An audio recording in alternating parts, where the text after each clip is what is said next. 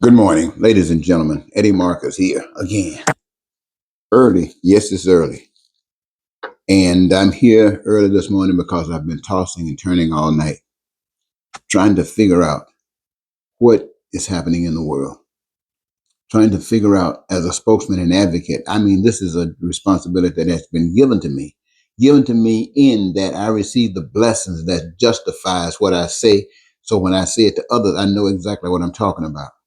I know that this land that we live on right now, this earth that we live on, to me, I know what we've been told, but this much I do know. I'm not talking about what we've been told. This is our heaven and or this is our hell. Which one exists determines how we apply ourselves. If we were to apply ourselves as it was designed to be heaven, each of us would recognize that our needs, our wants, and our desires would be met, and that we would engage ourselves in the process of life on this earth, which would permit each of us to engage ourselves in that process by having a career that we have chosen. A career, and I'm talking to every human being on earth, a career that gives us, fulfills our greatest love. And because we have done this, then the blessing that comes from the creator of this earth is that we receive joy and love. Every human being on the face of this earth would be engaging themselves in the process of this life. And what would we be doing? We would be doing those things that are absolutely necessary and essential for our survival and for life beyond that. We would suffer for nothing, not food, not clothing, shelter, education, healthcare, transportation, infrastructure, going to the moon, going anywhere in the galaxies. Anything that's done by the hands of man would be available and open to each individual on earth as they have a need, a want, or a desire.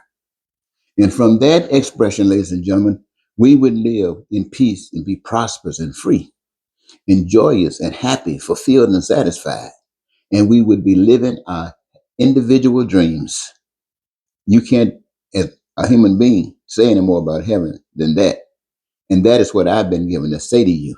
This, my friends, is an expression of living, all of us on this earth, wherever we are, United States, East, West, North, or South. This is the outcome.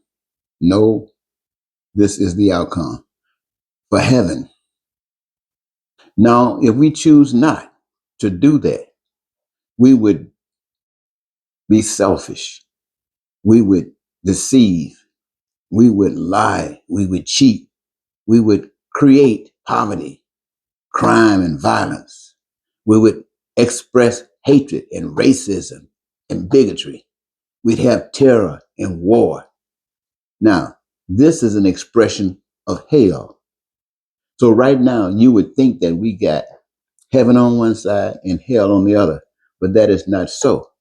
They cannot both exist in the same plane. It would either be heaven or it would either be hell.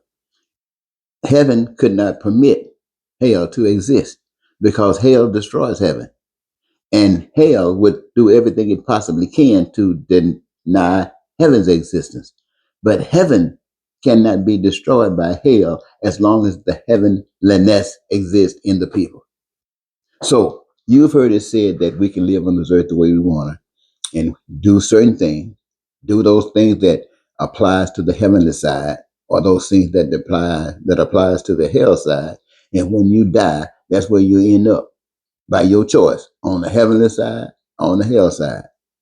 I don't know if that's true or not. I mean, I've lived long enough to know that it doesn't matter where you hear that from. You can talk about the Bible, but you got about 50,000 Bibles across this country, and every last one of them got a lie in it. Some of them got some truth. Well, all of them got some truth, and all of them got some lies. But if you're just the people, how do you distinguish what is what? Well, see, I'm saying if you distinguish, once you distinguish, it doesn't matter whether you're here or there. It's the same thing. But my message when I come to you is to say to you, if you want heaven, stand up for heaven, not hell. Because everything around here, when you see what's going on in America today, when you see what's going on with, I guess, Israel, I don't know if that's Israel or not, or what's going on with Russia and Ukraine, in the Philippines and North Korea. I don't hear too much about North Korea. They say North Korea is a very bad country, but they must just be killing their people because I don't hear anything about them doing anything else than anyone else.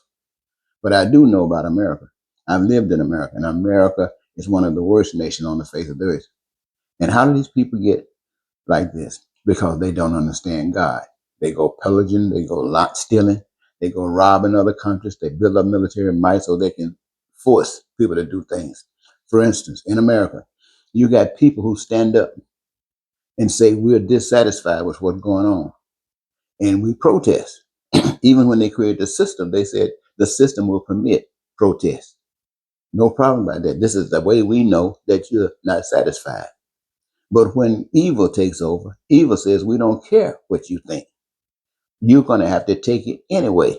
And they do nothing to fix the situation.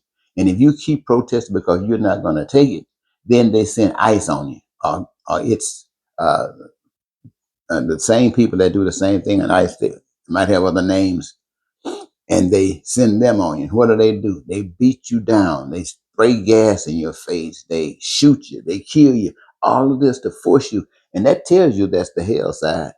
So when you got people out there doing that,